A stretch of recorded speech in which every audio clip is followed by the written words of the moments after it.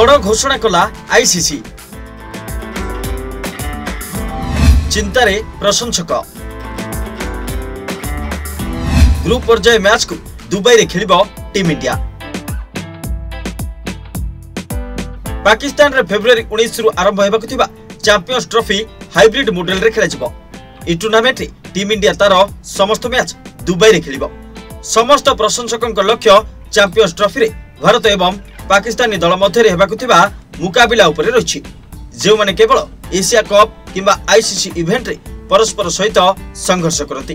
Team India रो match पई ICC February 3 तारिख रे ग्रुप मैच पई टिकट बिक्री आरंभ करथिला, किंतु किछि समय मध्य रे समस्त टिकट बिक्री हो जाइछि। एपरि परिस्थिति रे एबे अंतर्जातीय क्रिकेट परिषद एक बड़ निष्पत्ति निछि।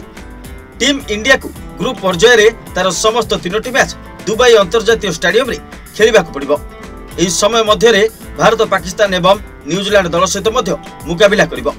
सेपरि जदि भारतीय दल सेमीफाइनल एवं फाइनल रे निजर स्थान सुरक्षित रखे तेबे ए मैच गुडिक दुबई रे मध्य खेलाजिबो। किंतु फेब्रुआरी आरंभ रे प्रशंसक माने अल्प समय मध्य रे ऑनलाइन रे एवं सीधासलख टिकेट संग्रह केन्द्र समस्त टिकेट किनि नैथिले। सेही बोली अनेक प्रशंसक खाली हाथ रे फेरी जाइथिले। एबे आईसीसी टीम इंडिया रो मैच पई अतिरिक्त टिकेट जोगाइबाकू घोषणा करछि। 16 फेब्रुआरी अपराह्न 1:30 रु प्रशंसक मानक पई अतिरिक्त टिकेट उपलब्ध रहिछि। ए समय मध्य रे क्रिकेट प्रेमी माने टीम इंडिया रो समस्त ग्रुप पर्याय मैच पई टिकेट किनि परिबे।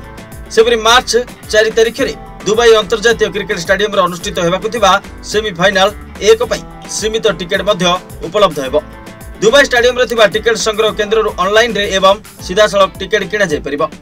टीम इंडिया ई टूर्नामेंट रे 20 फेब्रुआरी रु तार अभियान आरंभ करिबो। यह ग्रुप पर्याय रो प्रथम मैच रे बांग्लादेश दल को भेटिबो।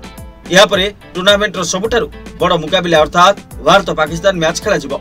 दुई दल मध्य रे मैच 23 फेब्रुआरी रे खेलाजिबो।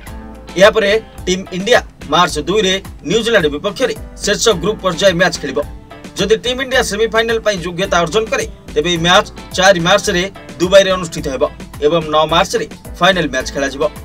Report deadline Odisha.